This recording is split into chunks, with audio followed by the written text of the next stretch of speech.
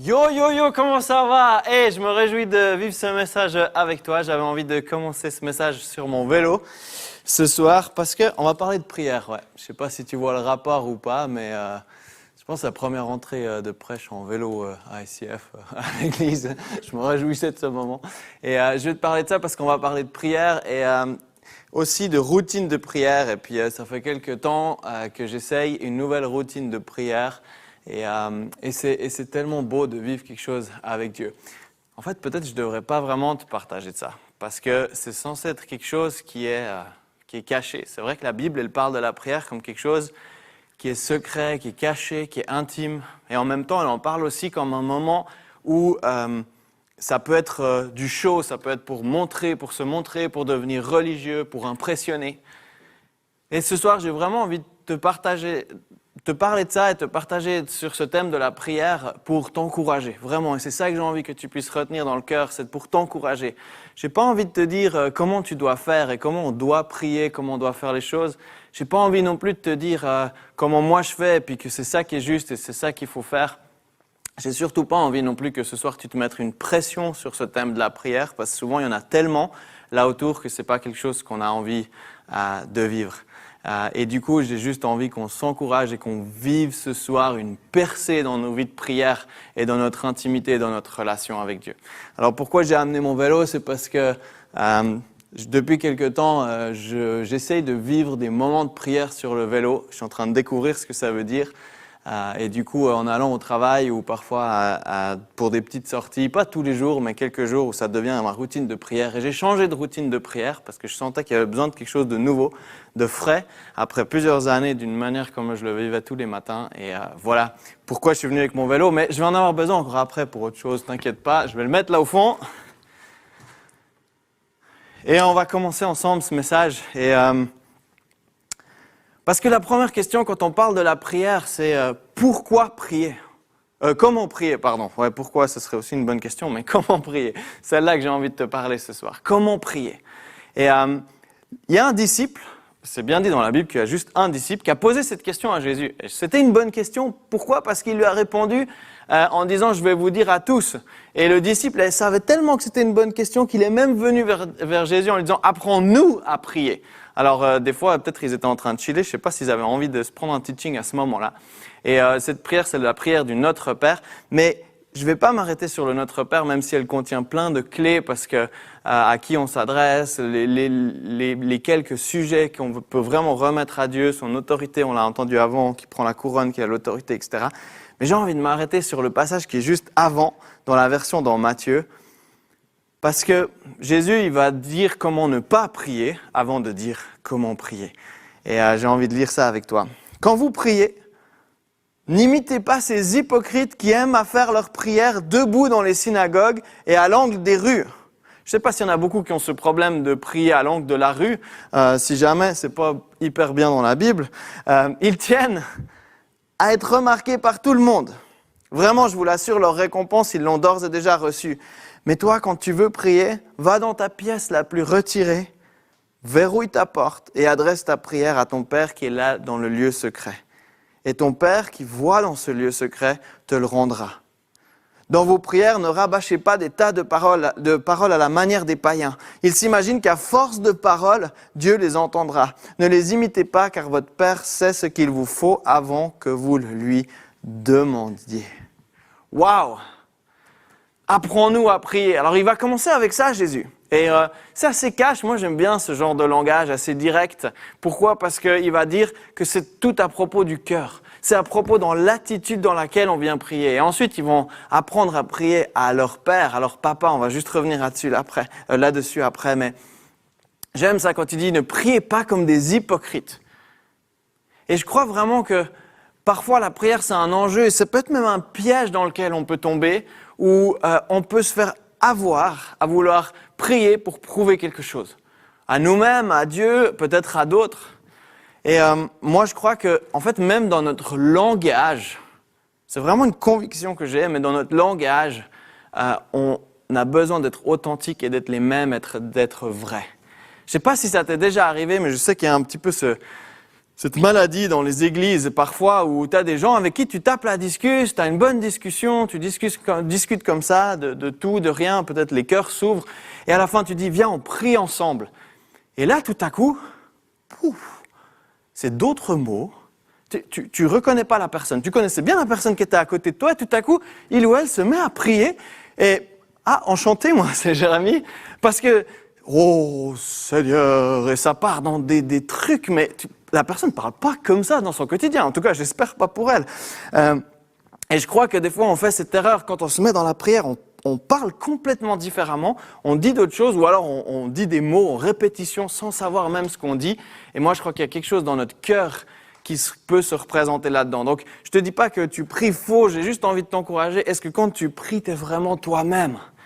Et moi, je sais qu'un temps, quand je priais, je disais des fois des gros mots, et quand je prêchais même, je disais des gros mots, je pense que c'est le même principe.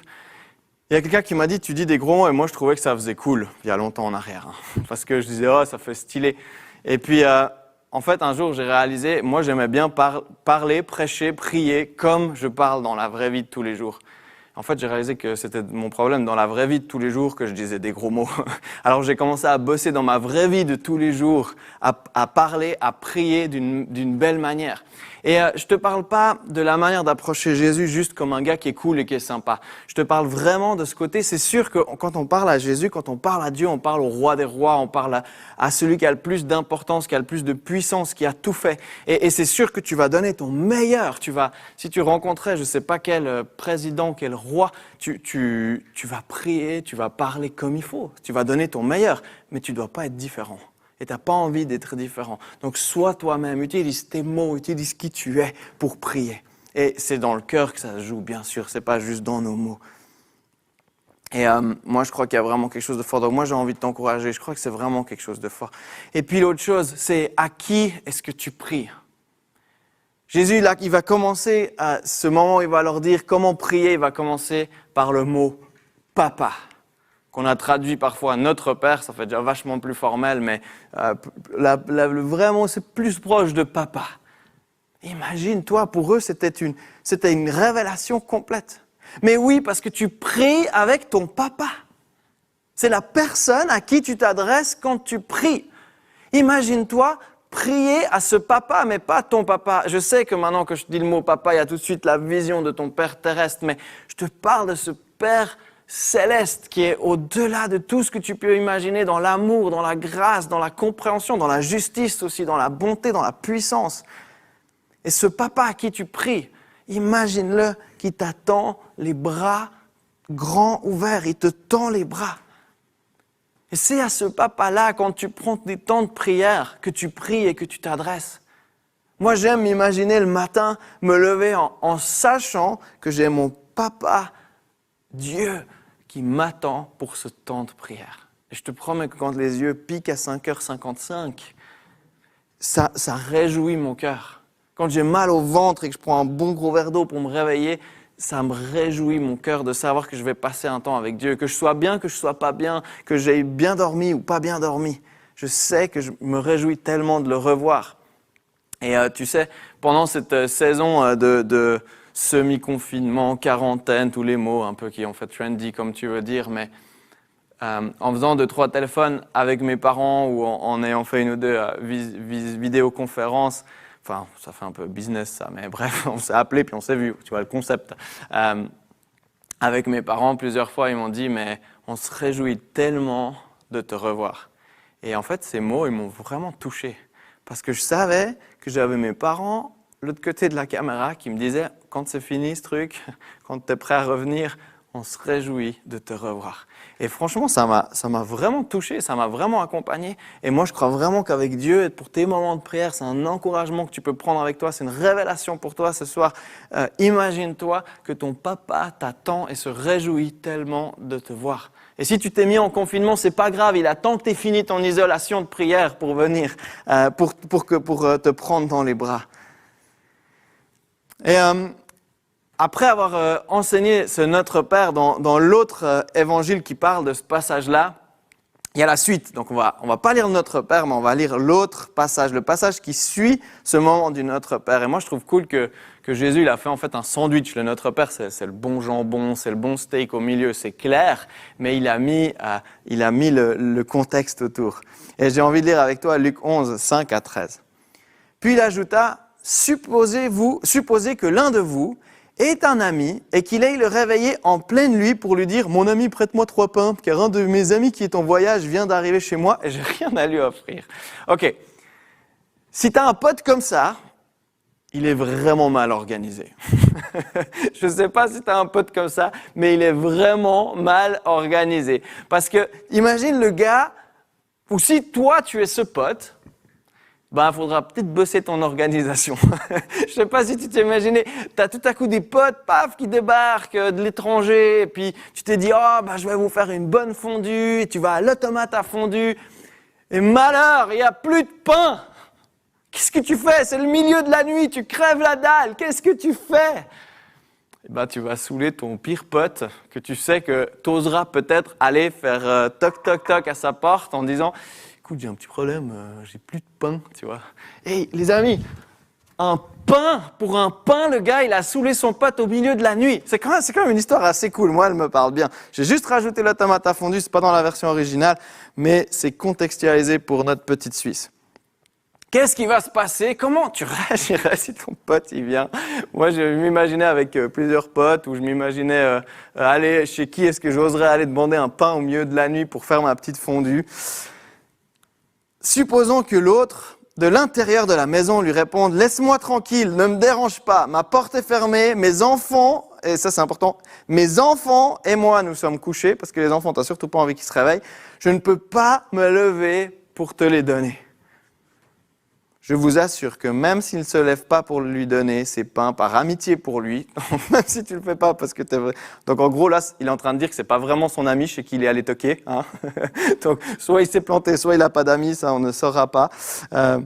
Il se lèvera pour ne pas manquer à l'honneur et il lui donnera tout ce dont il a besoin. Ainsi, moi je vous le dis. Demandez, vous recevrez, cherchez, vous trouverez, frappez et l'on vous ouvrira. Car celui qui demande reçoit, celui qui cherche trouve, et l'on ouvre à celui qui frappe. Il y a des pères parmi vous, j'aime bien ce petit passage, lequel d'entre vous donnera un serpent à son fils quand celui-ci demande un poisson, ou encore s'il demande un œuf, lui donnera-t-il un scorpion?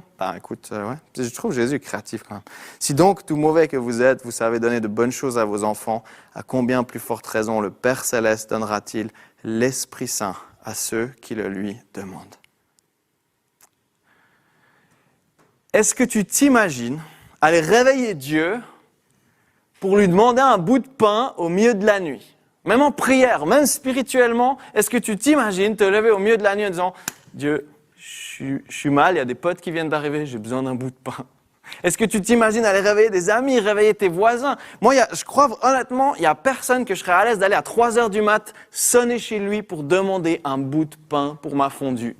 Vraiment, j'aime la fondue, mais je passerai par-dessus. Je trouverai une autre technique. Mais je ne sais pas si tu oserais déranger. Est-ce que moi, j'ai réfléchi à ça, je me suis posé la question, je crois que je n'oserais même pas déranger mon papa pour ça. Bon, il habite peut-être trop loin, ça m'aide à ne pas vouloir faire le trajet, mais...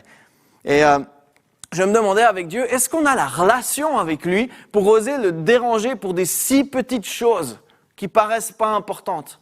Est-ce qu'on a la relation avec Dieu où on se sent assez libre, on se sent assez à l'aise, on se sent assez en confiance pour aller demander? Moi, je me disais, même pour mon propre papa, je suis pas sûr que j'aurais pas envie de le déranger. C'est pas parce que je lui fais pas confiance qu'il va me tirer à la carabine, mais c'est parce que j'oserais pas le déranger.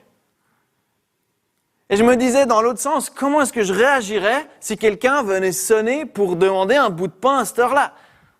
Même mes parents, même des amis, même des gens, je dirais « Oh, mais mec, t'aurais pas pu mieux t'organiser, t'as fait tous les automates, t'es sûr ?» Enfin, tu vois, les questions un peu de leader, tu vois, pour responsabiliser l'autre. Et j'ai envie de te poser la question ce soir, quelle serait ta réaction si Dieu venait te réveiller au milieu de la nuit? Parce que, quelle est la relation qu'on a pour être à l'aise d'aller demander quelque chose au milieu de la nuit? C'est une chose, lui, il dort jamais. Qu'est-ce qu'on aurait comme relation? Quelle est la relation que tu as avec Dieu pour qu'il ose venir te déranger à 3 heures du mat pour te prendre dans les bras, pour te booster. Moi, je me souviens de quelques nuits où Dieu m'a réveillé. Et je peux te dire, c'est tellement bon. C'est tellement bon de se laisser réveiller dans la nuit par Dieu. Je me souviens, il y a quelques temps encore, dernièrement, j'arrivais pas à m'endormir. Ça faisait un moment que j'étais au lit et tout à coup, j'ai senti vraiment Dieu qui est arrivé. J'ai senti le Saint-Esprit qui m'a pris, qui m'a chopé, il m'a vraiment révélé des choses, mais hyper puissantes, hyper fortes, hyper nettes, hyper claires. Et j'ai dû me lever. J'ai dit à Christelle, là, je dois me lever.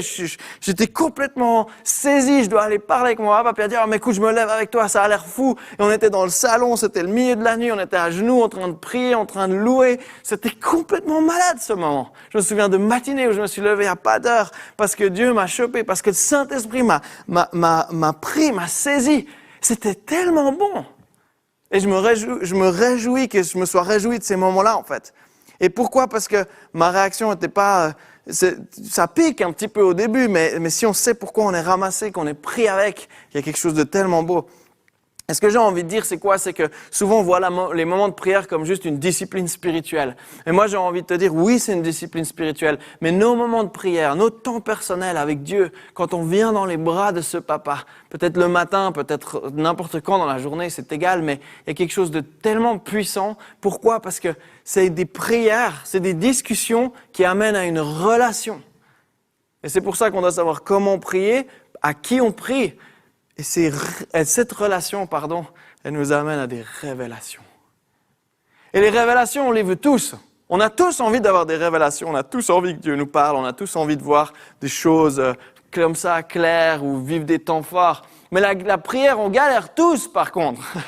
Alors pourquoi est-ce qu'on galère tous dans la prière et qu'on veut tous les révélations? C'est parce qu'au milieu, il y a une relation avec ton papa qui a envie de vivre ces choses-là. Et tu l'as vu, c'est une histoire de cœur, de comment on aborde la prière, et c'est une histoire de cœur, du cœur du papa qui est là et qui va nous donner ce qu'on lui demande et qui sera là pour nous répondre au milieu de la nuit.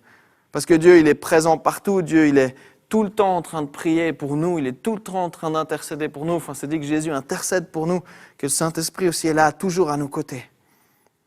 Et je vais juste revenir sur ce pain. Pourquoi? Parce que on se dit peut-être pain fondu, truc de base, image intéressante. Dans la Bible, Jésus il va parler du pain comme de lui-même. Il parle du pain, il dit « je suis le pain de vie ». Le pain, c'est aussi le symbole dans la Bible de la parole de Dieu. Il se présente aussi comme la parole de Dieu, Jésus. Il est la parole de Dieu, la parole de vie.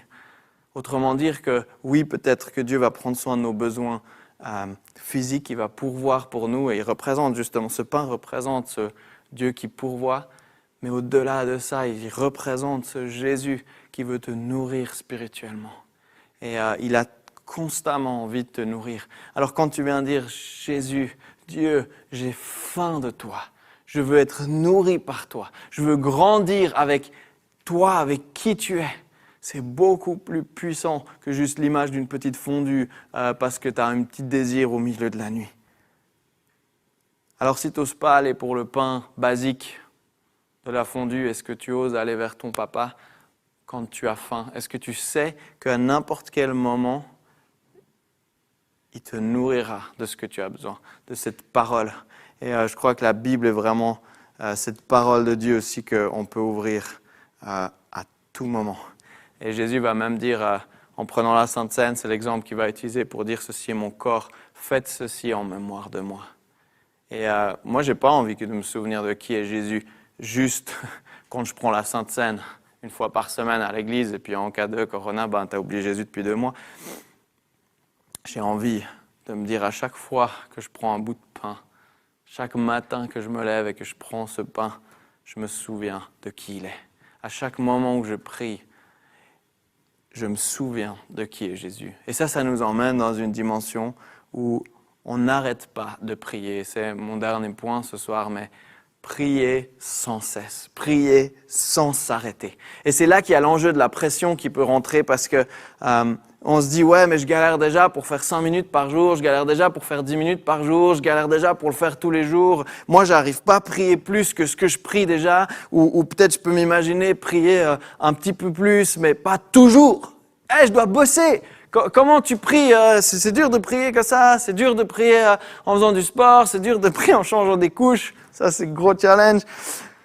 C'est dur de prier sans cesse. Et j'ai envie de te lire ce verset 1 Thessaloniciens 5, 16, 18. Je t'avais dit il y a quelques semaines, c'est le verset qui m'accompagne pendant cette saison. Soyez toujours dans la joie. Priez sans cesse, remerciez Dieu en toutes circonstances. Telle est pour vous la volonté que Dieu a exprimée en Jésus-Christ. Et ce verset, je le médite, je le bouffe, et il me nourrit plus que jamais. Pourquoi? Parce que je me dis, ok, je peux pas le faire comme j'imaginerais le faire. Je peux pas me dire, ok, je bosse. Moi, en plus, j'ai le boulot le plus adéquat pour faire ça, si jamais. Je pourrais prier tout le temps, ça rentrait dans mon emploi du temps, dans mon cahier des charges.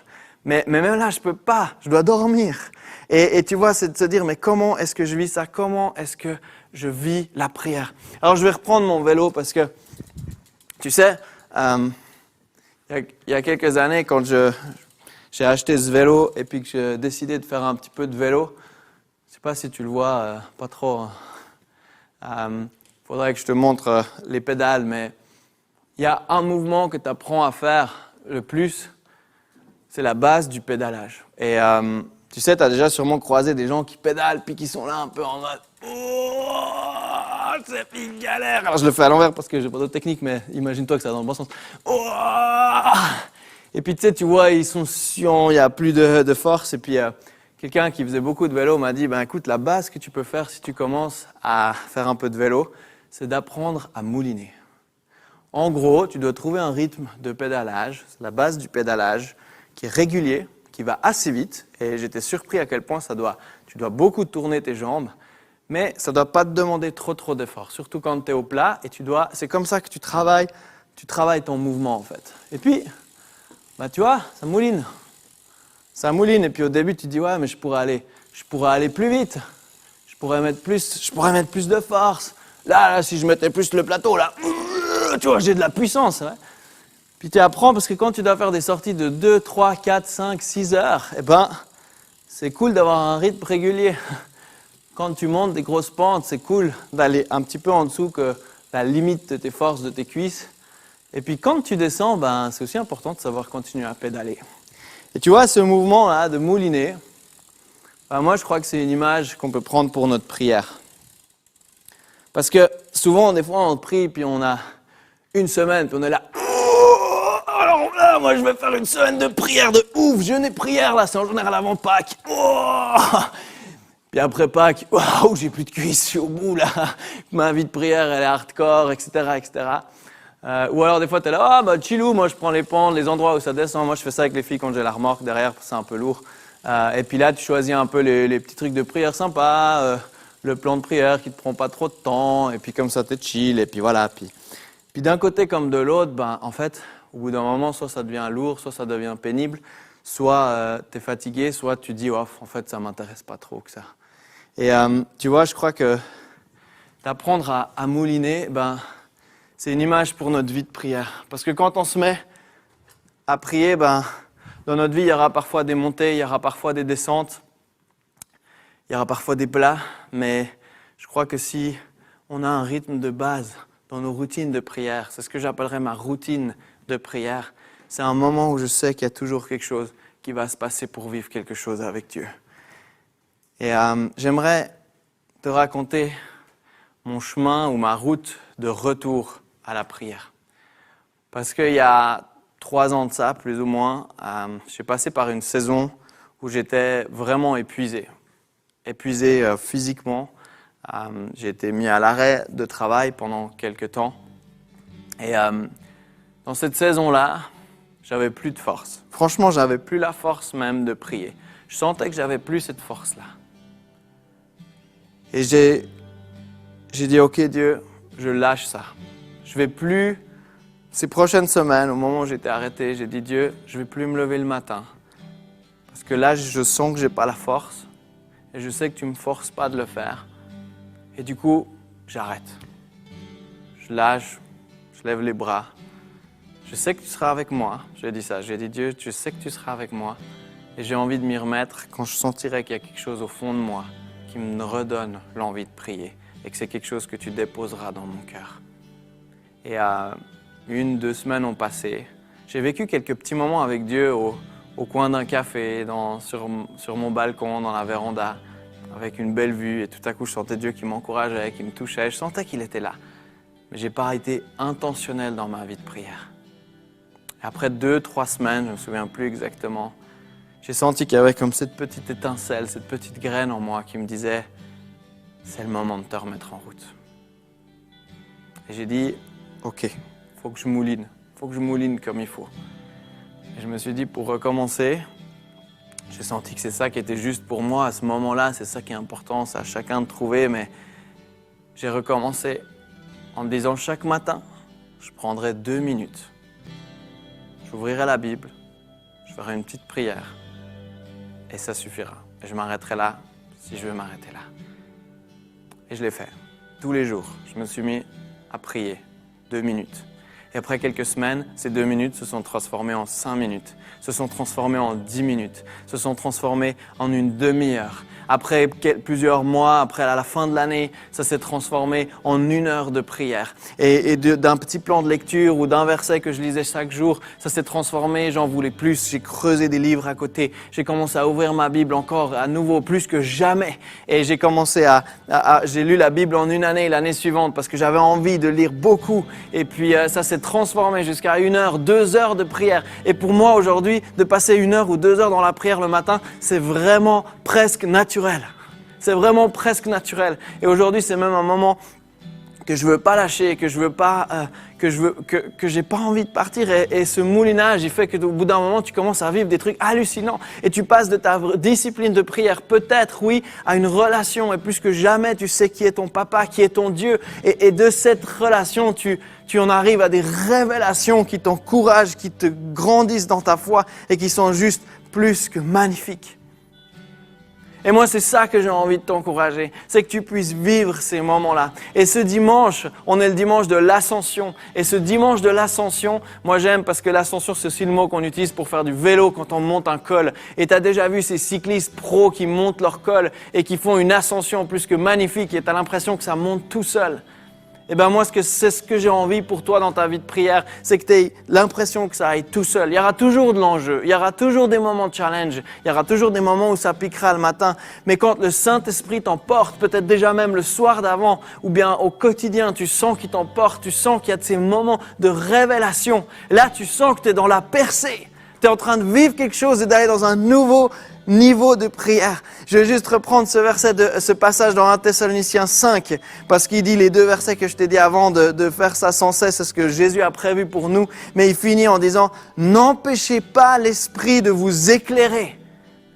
Ne méprisez pas les prophéties. Au contraire, examinez toutes choses. Retenez ce qui est bon. » Et moi, je crois que c'est ça la révélation. C'est quand, dans nos petits moments de prière, qui ont peut-être duré 2 minutes, qui durent peut-être simples, qui sont peut-être ce que tu es en train de vivre maintenant, il y a une révélation au bout.